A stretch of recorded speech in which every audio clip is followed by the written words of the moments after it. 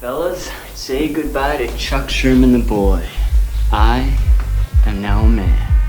I highly recommend you join the club. We are doing the wild thing all night. Acid house music. Hey, what's up, everybody? This is Sherm. Sherman, I cooked all this food. Is that all you gonna eat? General Sherman realized and understood the importance of house music. So, do you know anything about techno? No. Listen. Get it on. Yo, what's up, everybody? Welcome back to another brand new episode of Sherm in the Booth. I am, of course, your host, Sherm. Today is Wednesday, August 12th, 2020. This is episode 122. We are plugging right along, ladies and gentlemen. I am back with another one of Chicago's biggest up-and-comers, this time in the rap game. He goes by the name of Brad Varsity. Another one you need to add to the Rolodex, ladies and gentlemen. And if you listen to some of the past interviews that I've had with Foligno, Cafe Disco, and of course Austin Fillmore, Brad has come up a few times, and there's a good reason why. In this interview, we discuss Brad's early inspirations and artists that have had the most influence on him, including J. Cole and Mac Miller, and you can hear those guys in a lot of his tracks. It's so awesome. We also discuss his music-making process from door to door, creating beats, writing lyrics, collaborating with different types of producers, mastering, and so much more. This guy knows what he's doing in the studio. We also talked about how Brad has developed his brand over the past couple years and how he's built his fan base and also stays connected with them. Brad's most recent track, New Girl, also just came out, and he has a dope music video that we talked about. It was so cool to hear him actually put in all this concerted effort and all this creativity that went into it as well. It is such an awesome track too. Now the best is yet to come for Brad Varsity. He has sent me some of the unreleased music, ladies and gentlemen. He gave us some sneak peeks onto where the inspiration comes from that, so I'm really excited for you guys to hear. Now without further ado, let's get into it right now so you can hear it from the man himself. This is episode 122 with Brad Varsity. Brad, cheers, man. Cheers. Cheers. It's a Cheers. pleasure to have you on, man. What flavor you got there? Watermelon? This is raspberry. Raspberry. What we had in the fridge. Yeah, man. The White Claw variety pack stepped the game up a little bit. The new variety, yeah. My favorite flavor is tangerine, I would say. Yes, it tastes like, took me back first time I tasted it to the Fanta days. Yeah, I get like clementine vibes. I don't know. I really fuck with clementine. So like, Yeah. I was like, yep, this is the one. This is the one for sure. I feel like it's kind of slept on too. People kind of sleep on that flavor, but. Yeah, man. Everybody's all about the watermelon, but it is a sleeper. It's the underdog claw.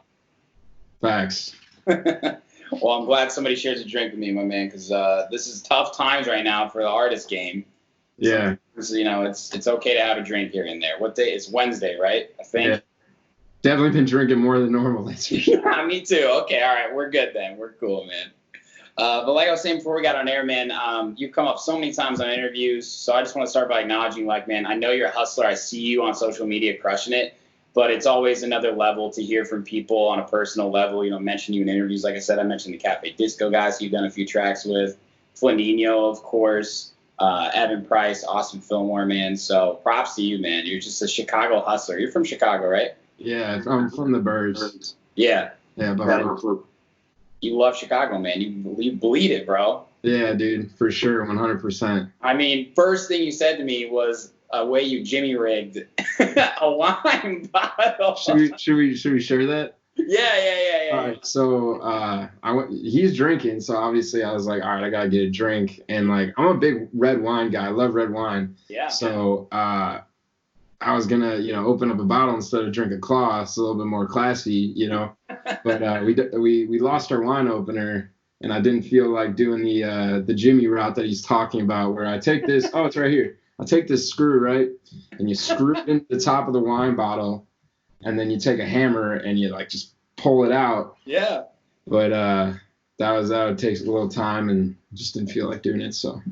But let's admit though, instead of going to the Walgreens, you decided to Google how I can maybe find something in my apartment. Yeah, Walgreens is less than a block away, but Dude, that's the Midwest life, man. We're just like, yeah, I can figure it out myself, actually. Or we just put something off for so long, we just get by for basically an entire lifetime sometimes. Some people I see doing things, I'm like, you could make this a lot easier for yourself, And they're like, no.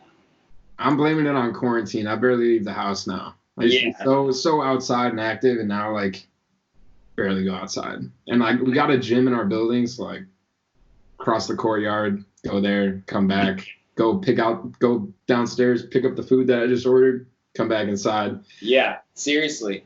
I keep feeling like I'm in white collar jail a little bit. It's like I get visitation rights from my girlfriend. I'm allowed to exercise outside once a day. Food gets delivered to me, and then outside of that, I'm in my apartment, and I'm like, oh shit, man. It's like a time lapse, right? Yeah, my girlfriend said, she's like, you need to go outside more. It's like, do I really though? Like, probably yes. Should probably pick up some vitamin D from like Amazon or something, because there you go. Bring up the vibes a little bit more, but yeah, of course. Maybe open up the blinds, get some more natural light. But there you go. That's all you need, man.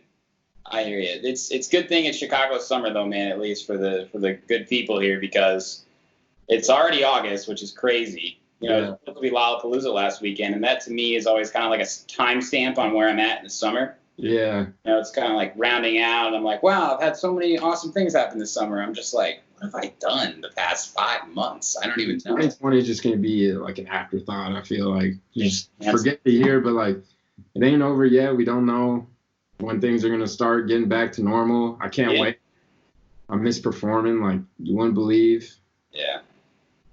I'm right there with you, man. It's tough times, man. But how you been staying busy? You've been working on music. You just released a new track, New Girl, with the music video, dude. Fire track, dope music video. Thank you. New Girl, but that's your girlfriend, right? So like, yeah. Okay. So the thing with music, obviously, is I'm sure you know, like you write songs like way back in the past before they're ever released. So I wrote that song back in like December or January, like right when we started talking.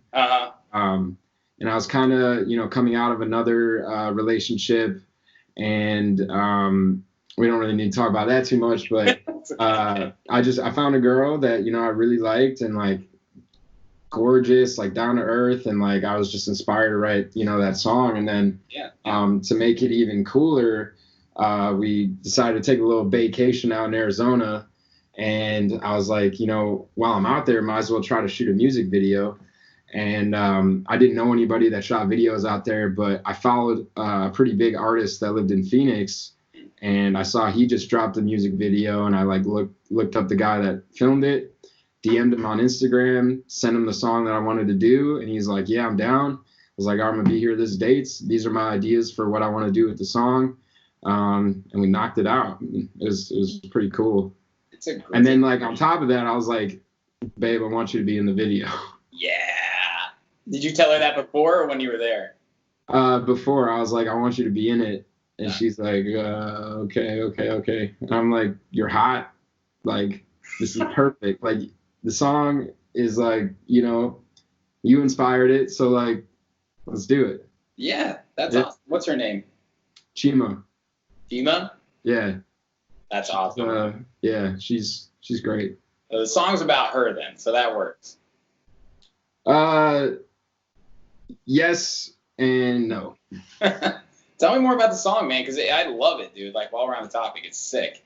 It's a real, like, it's a good culmination of a lot of what I've noticed in some of your old stuff and new stuff, and maybe, like, kind of what's trending now a little bit. Like, the pace of it, to me, was great. Thank you. Yeah, I mean, so the thing with that song, so the producer, his name's Mies, he like hit me up. He's like, yo, I'll be doing like a pack of beats, all exclusives for you if you're down. And I was like, yeah, let's do it. And that was one of the 5 that I got. And like I listened to it, and like the way that I write, like I listen to the song and like I immediately voice record like gibberish of like the melodies and flows that I do on it, and then I kind of fit the words back later on. So I came up with those melodies, and like I was like, all right, so what do I want the song to be about? And like that first melody that comes in, like the new chick, she bad, like that was like words like immediately. Yeah. Like, when I heard the song, so I was like, all right, I know where I'm gonna go with this song. Yeah. And then I just kind of fit the words to it. It was a little bit more sexually promiscuous than most of my other songs, but like I felt like that fit the vibe of the track. Yeah. And sometimes people like to listen to music that's just like a little raunchy and got a good vibe to it. And that's kind of how the track came about. And then I mix and engineer all my own music, and I record it here in like my home studio. And I was mixing it for a while and was just not really pleased with how it was sounding, just because I had a lot of vocals stacked on the chorus. Sure. And so I outsourced and got someone to mix and master it for me, and sent it back, and I liked the way it sounded. So I was like, all right, that's gonna be the first one. Once I get the video done, I want to do it with the video, and then that's kind of how the song came about. Yeah, it was a good rollout, man. Like you've got an awesome brand, which we'll get into, but it really is sick, man. And it's interesting in today's world. I don't know from your point of view, right? Like music videos for us used to be a huge thing, man. Right? Like in the 2000s and late 2000s. I mean, I remember the Lollipop Lil Wayne music video, and I was like, damn, like what is that? Their lives, right? It was just like this just crazy look in, and then it kind of like trended different ways. And I see a lot of hip hop videos these days that are pretty similar, but I really liked yours, man. Like there was a story to be told, and it was awesome because like I knew it was your girlfriend, and I was like, damn, like this is tight, like it's them. Yeah. And like, I got the Maserati rented. That was cool.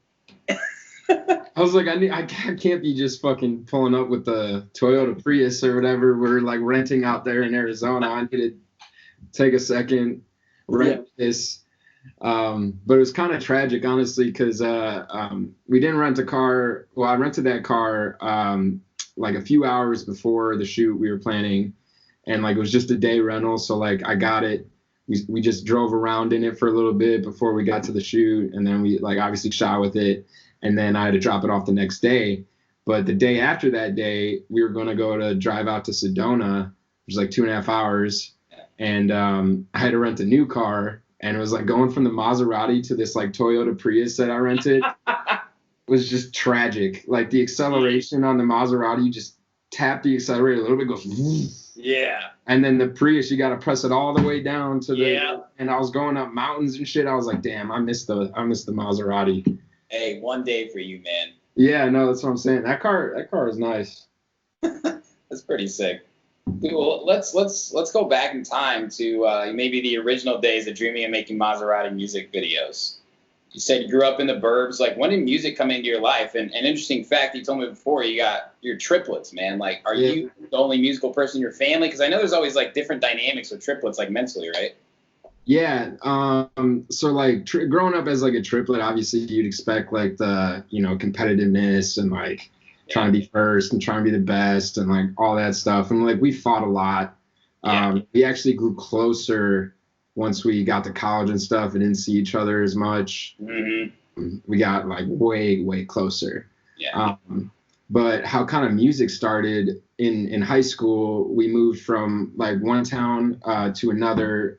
So we were in a new high school, new people, didn't have the same friends. Like we knew a couple people, but like wasn't like what we had. Like just left groups of friends, went into a high school. Was that 8th grade to 9th grade, or what was it like? Yeah, 8th grade to 9th grade, yeah. Yeah, man, that's a big transition for sure.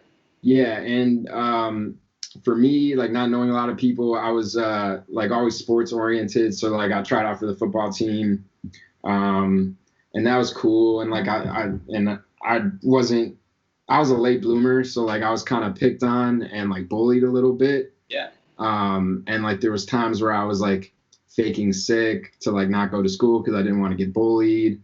And stuff like that freshman year. Yeah. And I always kind of had an innate talent for music. I can remember, like rapping for my older brother, like rapping Lil Wayne in like the kitchen and him being like, yo, that was actually kind of good. Like back when I was like really young, because I listened to Wayne, like Eminem, like all that.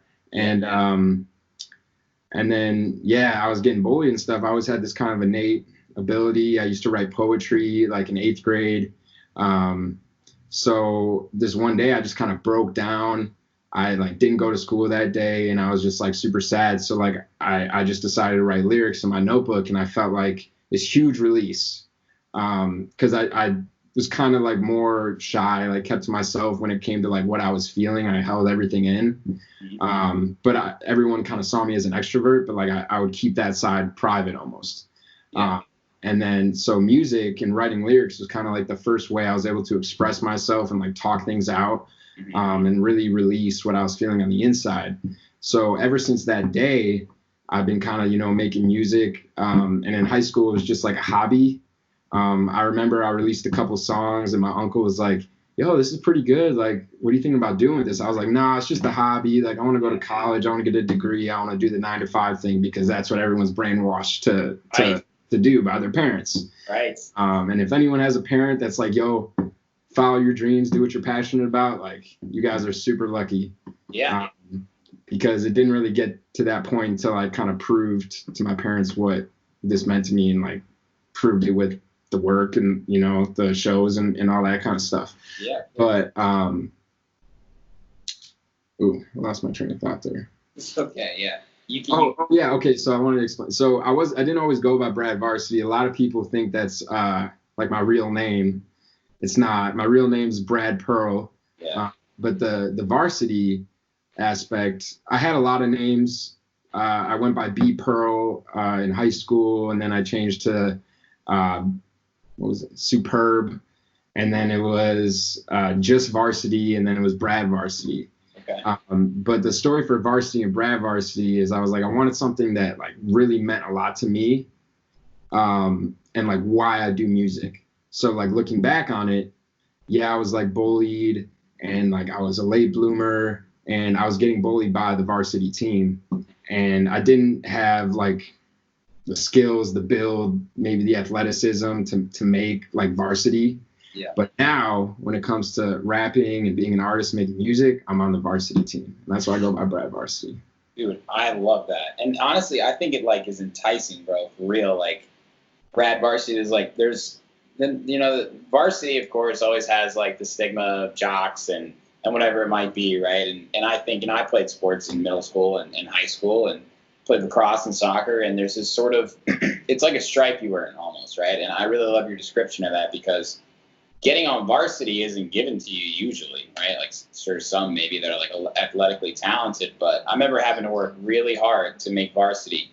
And it meant more than just being on varsity. It meant the actual like steps that I had to take.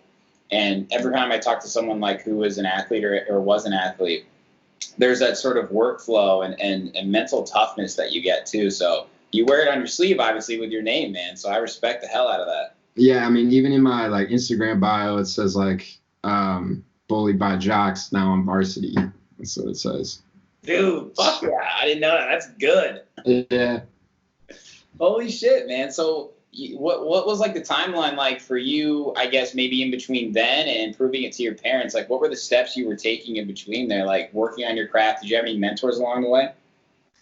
So like I kind of said, like my uncle, he was like, you want to do this? And I was like, no, it's just a hobby. I want to go to college and whatever. So when I first got to college, I kind of put music like on the back burner. Like, yeah, I would write here or there, but like I was focused on my education, partying, and girls pretty much. And, you know, college is such a cool experience. Like when you first get there, it's just, you know, making friends, meeting people. Went to Iowa? Yeah, I went to Iowa. Oh, yeah. Great college, man. I went to IU.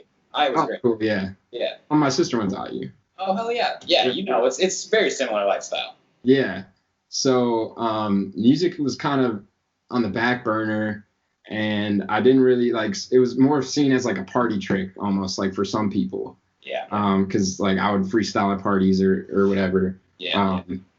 And then when it came to my senior year of college, I really started to learn about life. And I was like, wow. I was doing the business route. I got my marketing degree. I was in the business school. I was like a top 10% student in the business school. But I was like, this is not what I'm meant to do. This is not what I want to do. Like, I'm good at taking tests and stuff, but like, this is like not me. And I was like, I remember this one night I was in a business fraternity. And like every year or every semester we go on like a professional trip. We go to like some city and like tour a couple companies, and then we get super fucked up. Yeah, of course. Yeah. But I remember we were all pre-gaming in the hotel room, and like they all knew that I rapped and stuff. They're like, rap for us, whatever. So I did, and like I said, it was just kind of seen as like a party trick or whatever. Yeah. But they all left, and the person I was sharing the room with, and I like almost broke down. I was like, yo, do you think I could actually do this for my life, like as like and become an artist? And he was like, if not you, then who? And I was like, yeah. And that just hit me. And I was like, all right, bet. And then after that, I bought my own equipment, and I learned how to, mix, just YouTube University. Yep. Just over that year, I created like my first mixtape, which is called Dean's List, and it's just kind of an ode to like college. And there were some songs on there that a lot of people really liked. One song in particular called On the Chase. Mm-hmm. That one got over 6 figures, streams on Spotify, completely organic. I think I paid like $10 to get it on a playlist or something. And then, dude, fuck yeah, man. Yeah, that one just kind of blew up a little bit. And it just was kind of like the first sign of the universe that like I'm doing what I should be doing. I performed for like my first time like that senior year, actually with Austin Fillmore. Yeah. Headliner. And a brother in my fraternity knew another artist on the list who set up the show. It was his cousin, and he like asked if I could be on the list, and I got on it, and it was my first performance, and that was a cool experience. Yeah. And then obviously my dad wasn't, well, yeah, my dad is someone that doesn't really get it. Doesn't really understand the music industry and stuff like that. My mom's always been super supportive, like follow your dreams. I actually, she was giving me a pep talk on the phone while I was interviewing for jobs, like the summer after senior year. Yeah. I was like, I don't want to do this. I want to make music and stuff. She's like, sweetie, you got to follow your dreams and stuff like that. And I literally put her on speaker up to the microphone and mixed it into one of my songs. No shit. Yeah, it was pretty cool. If you want to go check that one out, that one's called On the Low. It was like released in 2017, but yeah, I mean, that's just kind of where it started. And I mean, I got a job, obviously. I work a 9 to 5. That's why we're having this call at 6:30.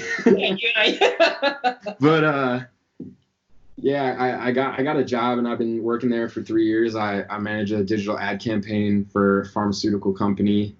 And it's all right, but it's obviously not what I want to do. And that's why I bust my ass after work every day and on the weekends, and just trying to, every day just one step closer. Mm-hmm. And just build to becoming a full-time artist. But yeah. With all the music I'm working on right now, like New Girl, obviously dope video, like good song, but like it doesn't even compare to like the other songs I have in the vault right now. Like it's a good track, but like it's not even close to what I'm about to release. I love it. Yeah. You think from what you said, right? Like I had similar experiences in college too, and I was, at like a Big Ten school, right? It's like easy because you feel like so many people, especially in Greek life or business fraternity, right? Like it's very similar. So many people aren't really talking about their dreams. They're talking about the now. They're talking about let's drink now. Let's talk to girls now. Let's go to the party. Let's go to the tailgate, right? Yeah. And shit goes on for like honestly years, dude. Like I went abroad my junior year, so I kind of like got a break from all that stuff. And then when I came back my senior year, like you too, I was like, I'm really into this DJing stuff, and there's opportunities here, right? And then, like, we got a taste of the high life early on, right? Like, even if it's just in a little stage, it's not Lollapalooza, right? But, like, those little victories, those little things are what did you DJ at Roy's? Yeah, Kilroy's, Dunkirk, Sports, the whole nine. I mean, and those places were fucking lit, dude. Yeah, dude. Lit as fuck. Yeah. Yeah, and then I'm like, all right, I got to get to Chicago. I don't know anybody here, and I come in like thinking I'm a hotshot. I'm like, yeah, opening for all these big artists, like all these people going crazy. And then, who the fuck are you? 22-year-old IU graduate. Like, I've been DJing here for 5 years, 10 years, like grinding my ass off, dude. And it's honestly like this podcast has been such an amazing thing for me to connect with people because Yeah. I although I did the earn your stripes route, right? Like play a lot of shitty gigs to get good gigs and introduce myself to, club owners, promoters, whatever it might be. But connecting with artists like you is what it's all about to me. And it's what makes those types of things so much more fun because you go into these venues feeling like this is my spot. Like these are my homies. Like these are my people, right? Yeah. There's definitely an overlap where you're like feeling a little by yourself when you're working hard. Like it's awesome, like that your mom's supportive. And my mom was supportive too in a very similar way. But she told me, don't quit the daydream, right? And I'm glad we have it at this point because there's a lot of struggling artists. No, yeah, 100%. I'm definitely glad that I'm still employed. But I know, man. it's also working from home and stuff like that. It's got its own price to pay. But yeah.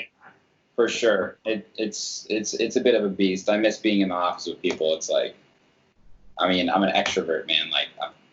In the beginning, I'm in like rich person jail. I need people. I just miss, I never thought I'd say this, but I miss commuting, like walking around and like, I don't walk around no more. I walk from my room to here, back to my room, to here, back to my room. Yeah. I hear you. We'll get through it, man. We'll get through it. Yeah. Brad, I want to ask, so like I've been listening to your music and I listened through a lot of it today and you've mentioned a few artists already, but before we talk about your music specifically, where did a lot of your influence come from? I know Mac Miller's a big one for you. I personally hear like a big boy status, man. Like when you go in, bro, it was like kryptonite, man. Like seriously, like I really mean that, like some Outkast vibes. And of course Logic, like Eminem you mentioned, Kid Cudi. I even hear like a less Jewish version of Lil Dicky. I got Lil Dicky before. I'd say G-Eazy. Yeah, of course. For sure. Mac Miller just has a special place in my heart, like his early stuff, because that, like I said, like the early on years in high school, like yeah, man, helped me kind of see like maybe I could do this too. Like he was a big like, well, if he's doing it, maybe I can do it too. Mm-hmm.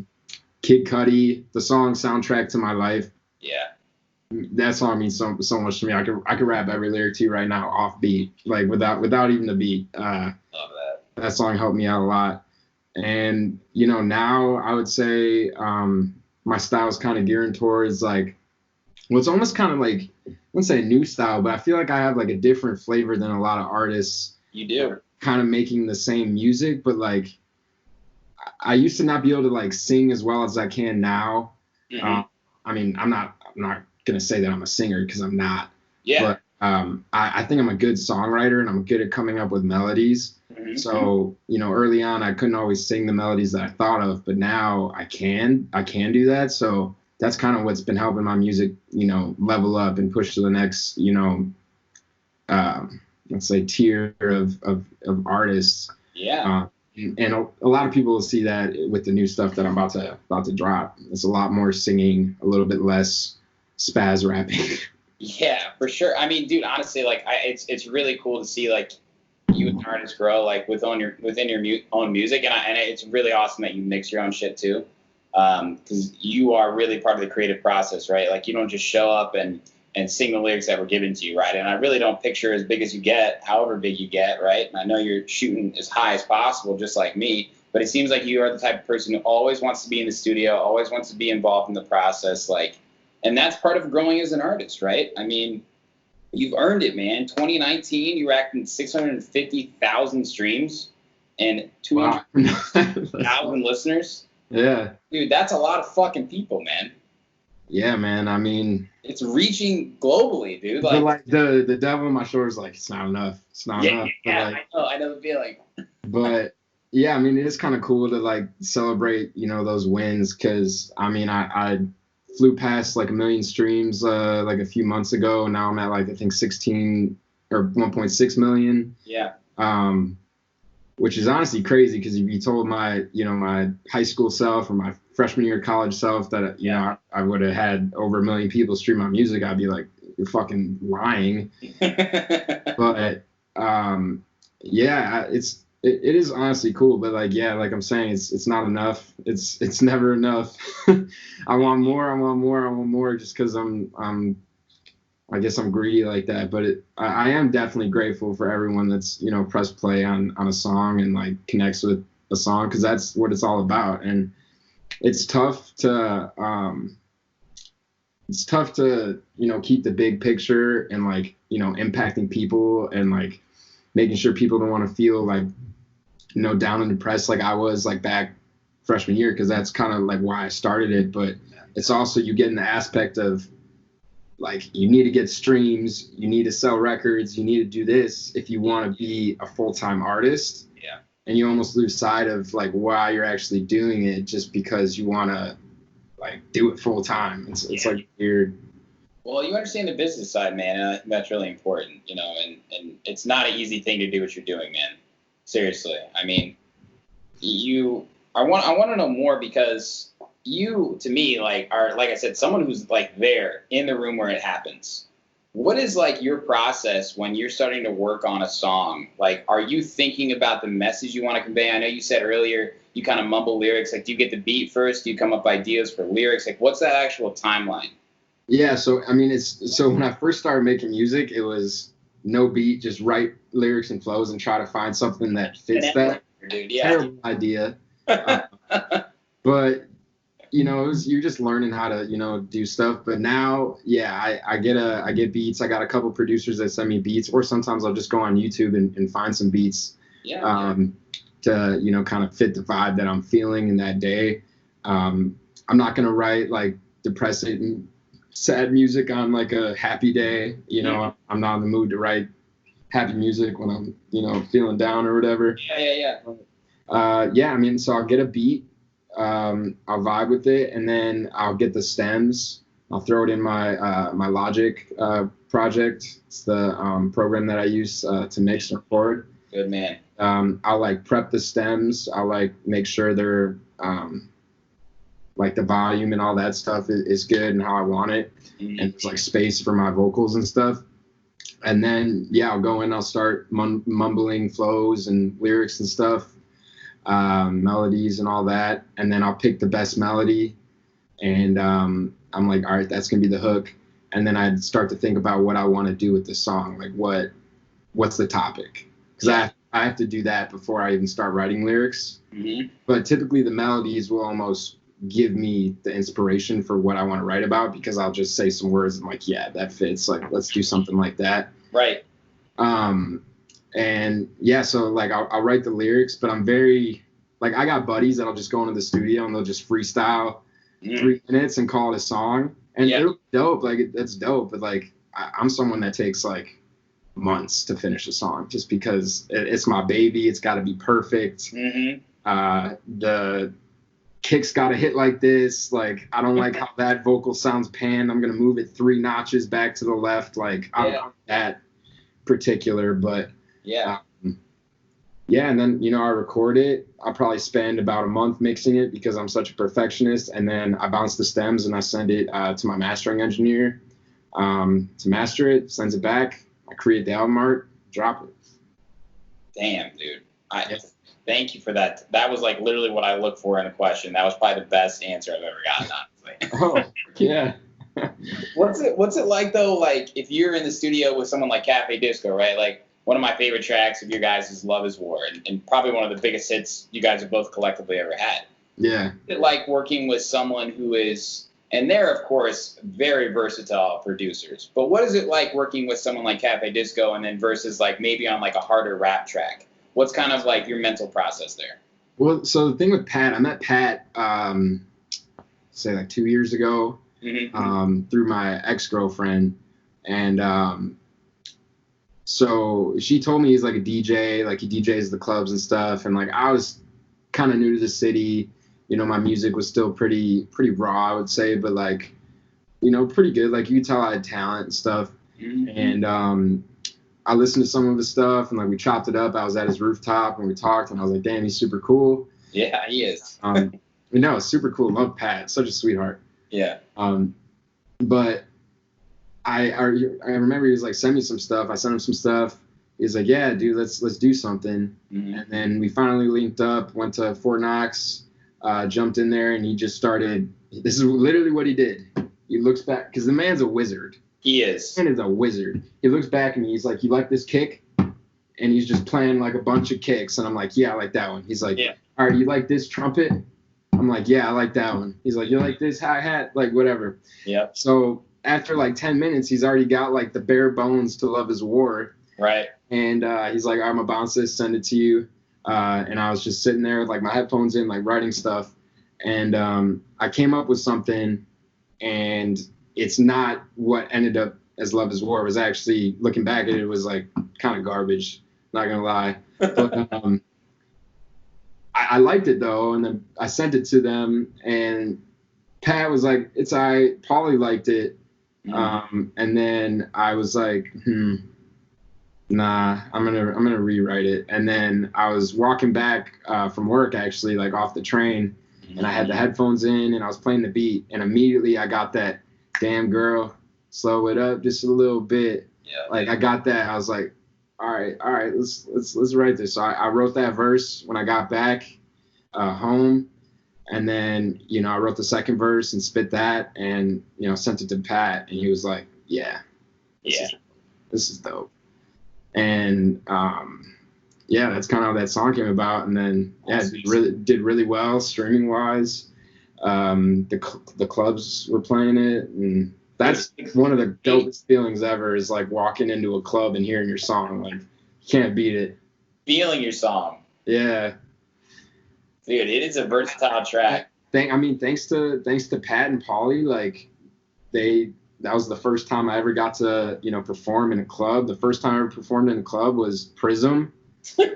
And and it was crazy because we didn't even have the track done. They just played the instrumental, and I rapped without any back vocals over the instrumental. I'll have to send you the video. You did that shit dry? I think I've seen it before, actually. Dude, I snapped though. Honestly, I think that's the best I've ever performed. It was without any vocals, like with that. I was like, damn, I went crazy. I was like feeling the vibe, dude. That video is like just the energy like that it gives me. I'm just like, wow, that's crazy. I did that.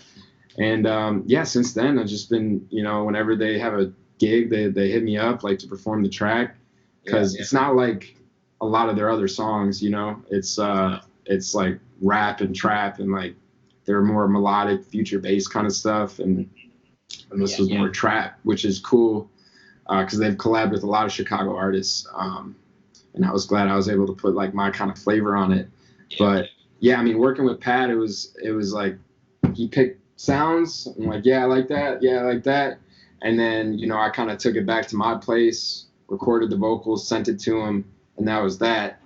For like a more rap record, it's a little bit less, I guess a little bit more hands-on for me, particularly because obviously EDM is a little different than hip hop. I want the message to be a little different. I want the flows and the vibe to be a little different. And then when I'm working with someone else, like I got a producer I work with who's super cool. His name is Fantana. We did a project together. He's super talented. He came through. We cooked up. He sent me some beats.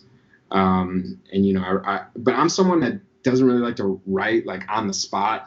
Yeah. I'm more of like get my flows, get my melodies, then start writing the lyrics, and like be very, very methodical with the lyrics, because when I first started making music, it was more just like, let's prove to everyone that I could rap. Right. You know what I mean? Right. Like, Right. spit like 60 words in like 2 sentences type stuff. Yeah, man. Eminem type stuff, and like that's cool, and some people really like that music, but I think becoming like a real like artist that's like fresh and like refreshing, like that stuff kind of gets old. Like once I was like, all right, they know I can rap, is when I almost opened the bag of what I'm like truly capable of, and I like kind of took a step back. I don't need to prove anybody I can rap. Like, let's make some music.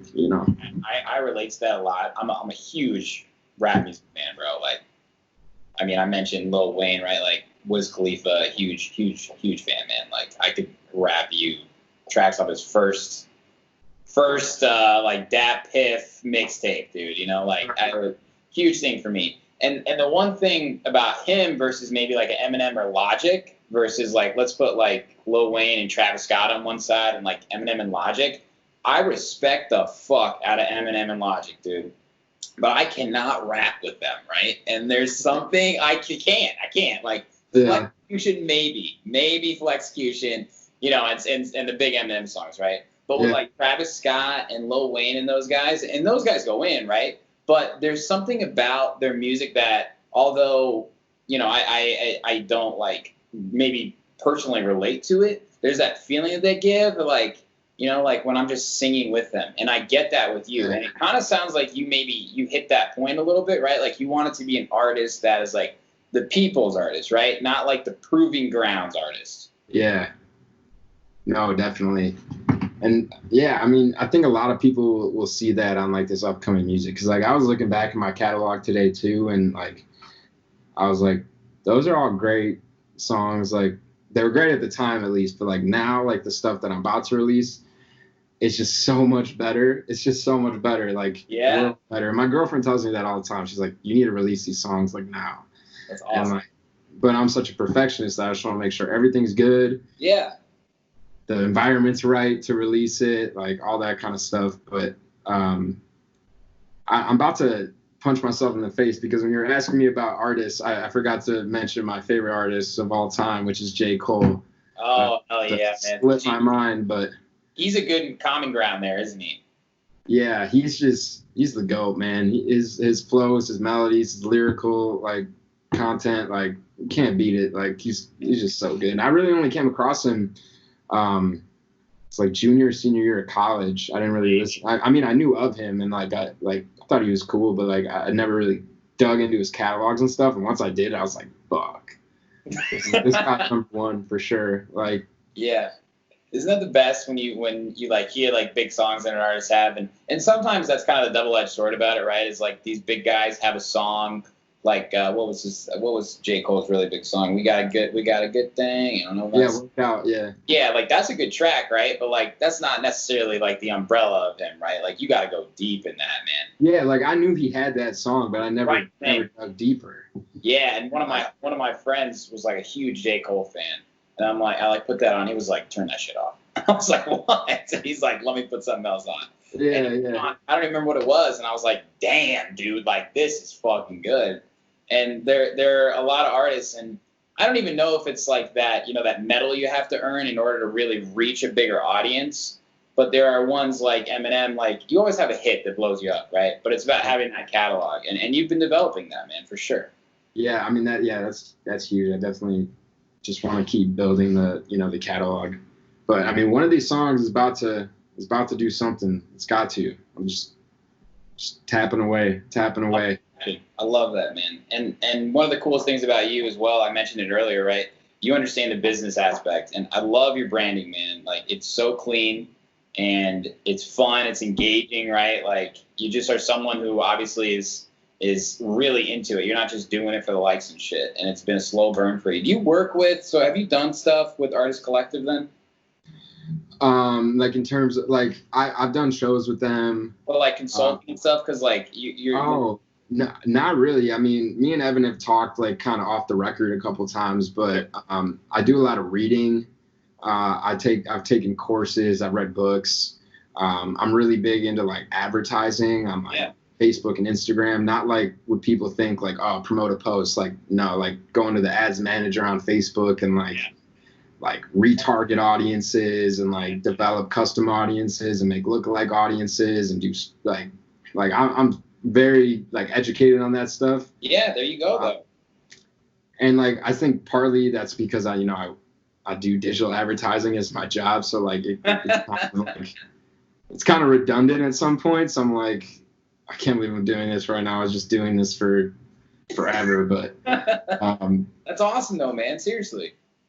Yeah, I mean, it's my thing. No one's gonna come into a club and be like, "Yo, you're the next G-Eazy," and like, let's sign a deal. Like, here's a producer. Like, we're gonna blow you up. Like, no one's gonna do that. And it's like, what else can I do to get to the next level? And like advertising is like essential. Like people think that, I mean, I used to think this too when I first started making music. I can just release a song on SoundCloud and it's gonna blow up. Covered.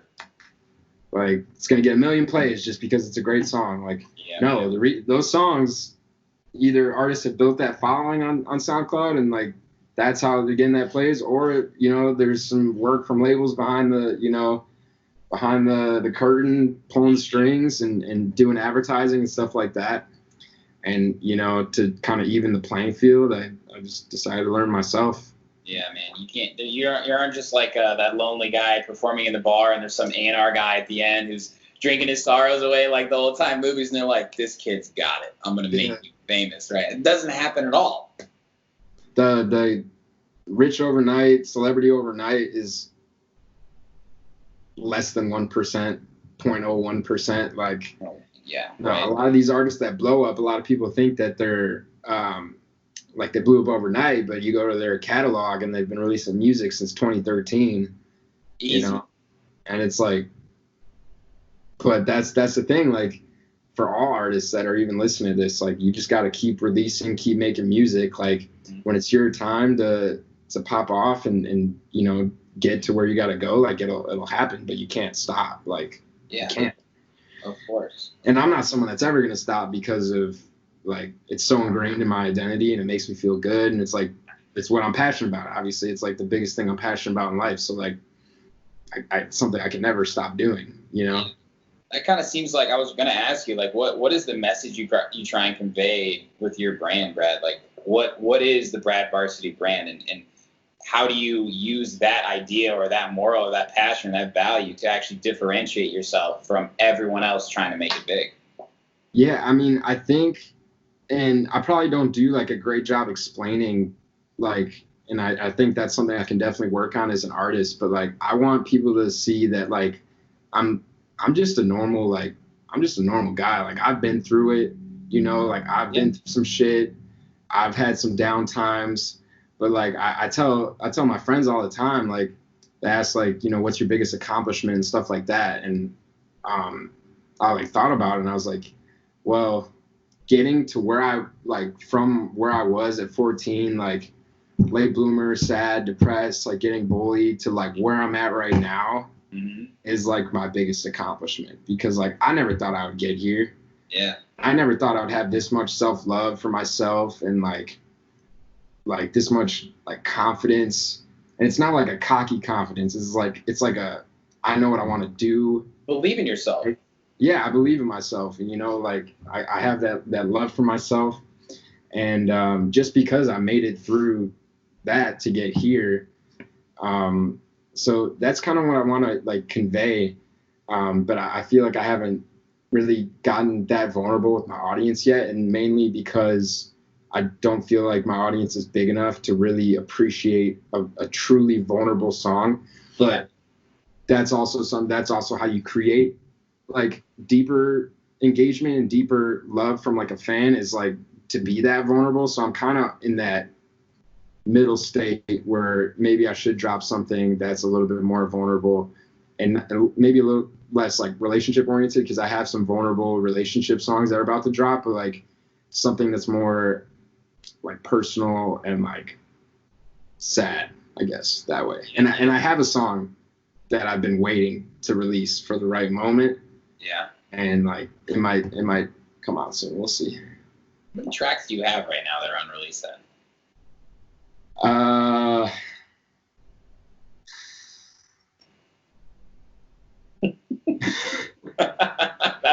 This already is a good response. Yeah. Yeah.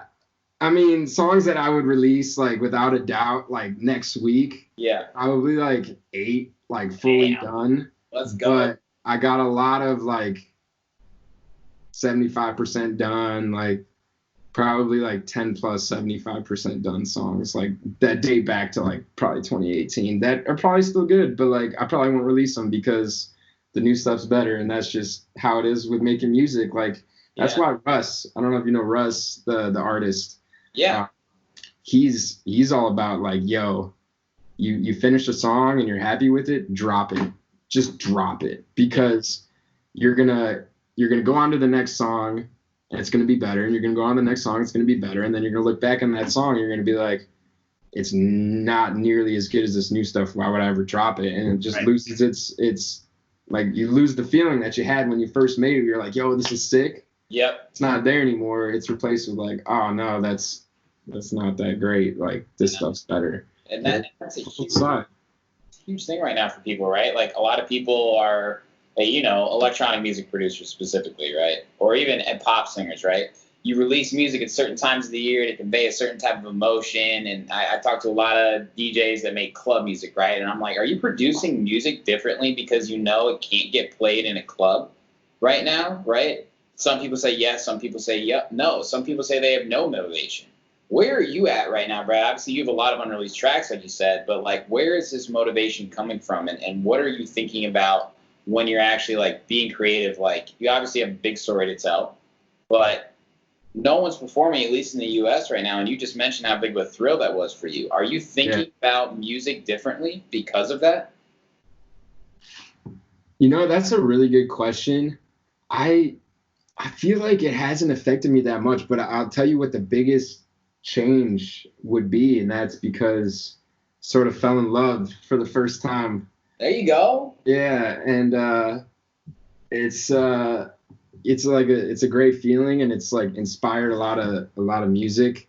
And the project I'm working on, I guess I haven't like mentioned the title to anyone besides like a few close people, but I mean, I'm okay to say what it's going to be, but it's called Karma Sutra. Okay. Obviously the Kama Sutra is like the ancient Indian like sex book or whatever, but Karma Sutra is like a play on words, and sutra means like a collection. So like a collection of karma, I guess. But so it's just pretty much a story of me going from a toxic relationship to, you know, regaining confidence of being single to, you know, finding love. And that's kind of the vibes of the songs. There's, you know, breakup type songs. There's confidence, cocky songs. Yep. And then there's like the new girl song, which is kind of the bridge to like the more lovey-dovey stuff. And then there's some borderline love songs, we'll say. Yeah, I love that, man. And dude, I said it in the very beginning, but you really seem like someone who wears their heart on their sleeve. And to me, that definition is something that can always be changing, because someone who does that, they are who they are, right? And I went through similar things too. I was a late bloomer, bro. Like, my voice is still squeaky and a little Jewish here and there, but I used to sound a lot worse. Hey, I'm Jewish too. Yeah, right? Dude, God, our childhood sucks. But it's like, I should have recognized that with Pearl, Perl. You need a MAN on there and you're good. Yeah, Comin. Yeah, there you go. Yeah. I guess my motivation right now is just filling out that story that I'm trying to tell with this project, and that's just kind of what I've been like writing to, I guess. So like, I kind of need more of a song that kind of bridges this part to this part. So I got to write that. So I got like 2 to 3 more songs I got to finish before the project's done. But I'm really excited to release it, and I might have a connection to potentially get a distribution deal. I don't want to like say anything before it's done, but like I would definitely I feel like that's the next step. So hopefully I can get that worked out. Yeah. And yeah, that's exciting, man. Karma Sutra. Fuck, that's creative, Brad. Holy shit. Yeah. It's I was killing myself thinking of what to call this project, dude. Like, I couldn't believe. I was like, I have no ideas. I'm like, that's not good. No, that's really doesn't. And then I was sitting with my girl. I was like, you need to help me think of it, because she loves all the songs, and not just because she's my girlfriend, but she's like, I listened to music before this. Like, obviously I heard Love Is War, like it was dope, but like, and I've heard some other stuff, but like this stuff is like next level. Like, dude, I gotta be honest with you. I feel like I'm catching you right before the shit pops. I'm not gonna lie. Like, I really do. Like, there's give me goosebumps. What you doing over there? Quit it. Dude, I really do, man. I really do mean that. Like, I give myself goosebumps. What the fuck? And, you know, like, I've had a lot of people who I've had on the show over the past, next month, it'll be 4 years doing this podcast, right? This is going to be like episode 122. And yeah, right? I don't even know where time's gone, but I've been doing this for years. I thought this was like the first season. Oh, no, That's crazy. had a lot of upgrades. That's awesome. Yeah, it's been the greatest thing ever, right? And I always say to people, I put in 1,000,000 plays worth of effort into every episode, but like invaluable skill, like I love this so much. Like even if it was just me, you, your mom, my mom that listens to this episode, like that's good enough for me because there's importance in just like connecting with people like this who share common values. But I really do mean it when I say like I feel like something's gonna happen for you, man. I think you believe it too. But I want to know because there's a lot of people. I was gonna say, over the past couple of years, there's a lot of people who have approached me and asked me questions to ask artists like yourself, right? And you still have a long road to go. What would you say to people who were in a position like you? Because times have changed when you were in college, right? Like there's not a lot of barrier to entry for people like there used to be, to even like, well, now with coronavirus is different, but let's say a little before that, right? Like getting gigs, like learning how to produce music, right? Like YouTube wasn't what it was even 5-10 years ago. Right. What would be your advice to a young Brad Varsity, right? That like looks up to someone like you. What's going to be some things they're going to run into? How do they get to where you're at now? One big thing I would say is like a lot of the stuff you're just going to have to do yourself. Mm-hmm. And like as much as that kind of sucks to hear, like not everyone's going to help you. Like if you truly want something done right, you're going to do it yourself. And that's kind of what I've like built up to this point is like everything that I've done has literally been off my own blood, sweat, and tears and money and work. And like, I really haven't gotten like lucky or gotten like a break or anything. Like, obviously I had a really cool moment. Probably one of the coolest moments in my music career was Ian Happ of the Chicago Cubs used me and Cafe Disco's song to walk out to every time. And that's dope shit. That was like one of the coolest moments of my entire life, honestly, when I found that out. That was literally a year ago today. Not today, but I was at Lollapalooza a year ago this weekend. I was at Lollapalooza when I found out.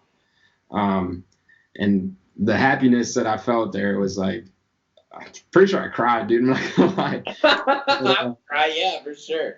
Yeah, and so, I mean, that would be one thing I should be like, try to do everything yourself if you can, because you're not going to be satisfied with the results of something else. I would say just because personally I've spent thousands of dollars for promotion or other stuff relating to music, selling like this big dream, like we're going to make a huge type shit. I've spent thousands of dollars on that. And like, obviously it's all a learning experience, but like don't take everything at face value because if it sounds too good to be true, it probably is. As pessimistic as that is to say, like it's so true. Like it's so true. And I would just say save that money for advertising because you're going to need it. Yeah, facts. And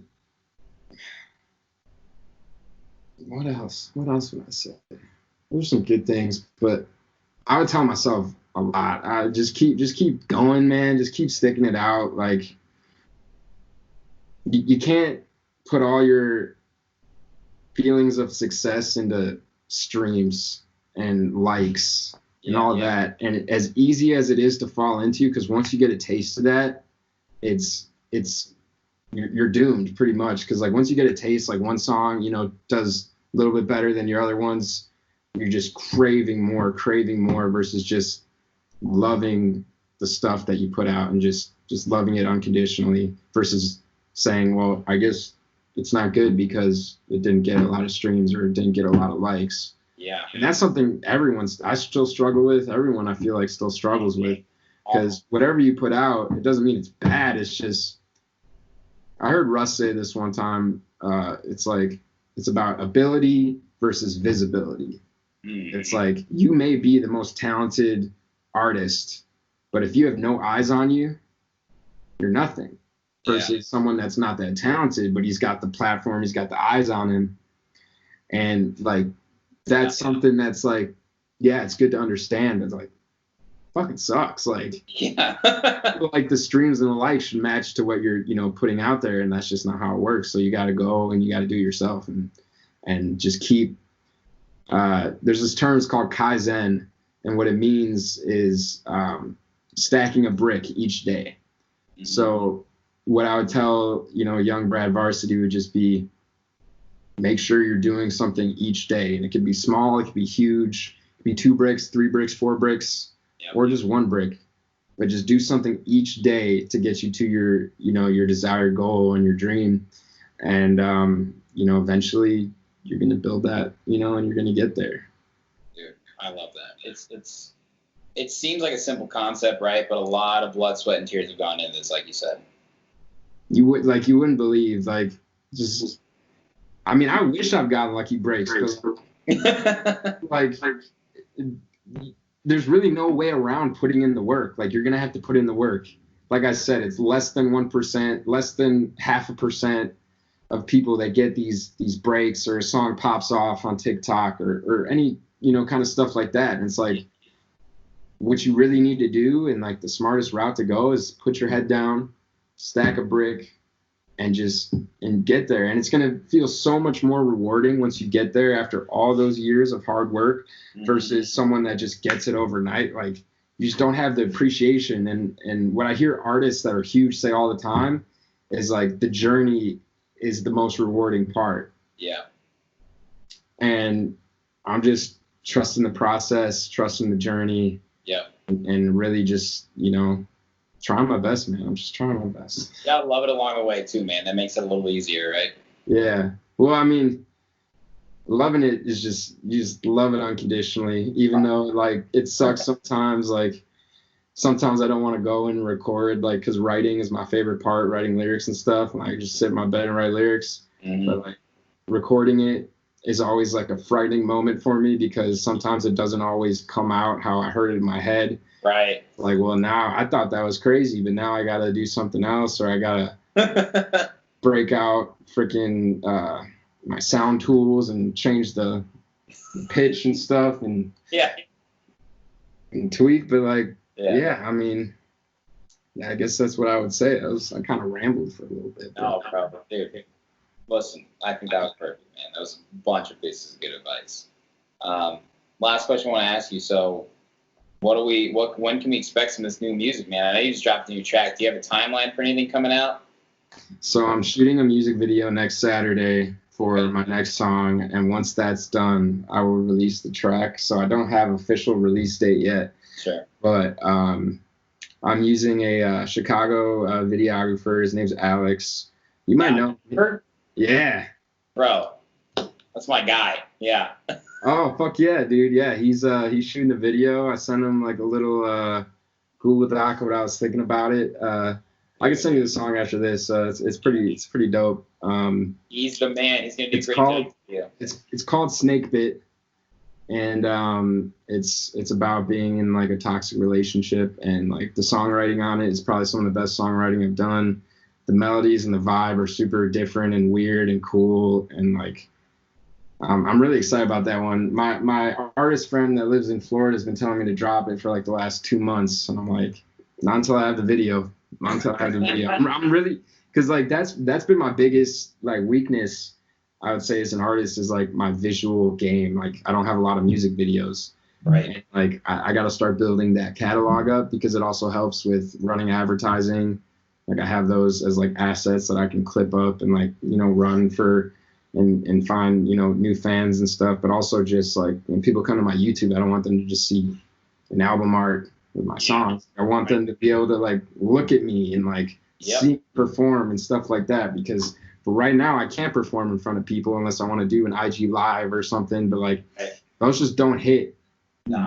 I did one for my birthday and it was super cool. A lot of people came through, said happy birthday and stuff, but like, it just doesn't feel like it's weird on a stage in front of 50 people, whatever, 100 people, whatever it is, and like having that platform and being able to talk with them, and like that's where you really make a true connection and build like true fans, is like live shows. Yes, I agree, man. Well, I want to just say once again, Brad, like, after talking to you now, man, like, I respect the hustle so much more, and your name makes all the more sense to me, brother. It's obviously you're working for everything you got, but you're enjoying the ride along the way.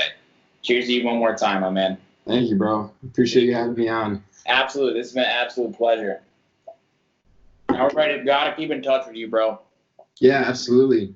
Because you're doing some real shit, man. And I like I said, Thank you. Give myself chills again here. Let me get I'll close. have to- This is gonna be big, all right? I'm gonna record this. We're gonna share this years later. I'm dead, bro. Oh yeah. Clip it. No, Clip just- it. All right, man. You've been man. I'll talk to you soon, man. Thank you again. I really appreciate it. It was such a pleasure to talk to you. Absolutely. Thank you, bro. Peace.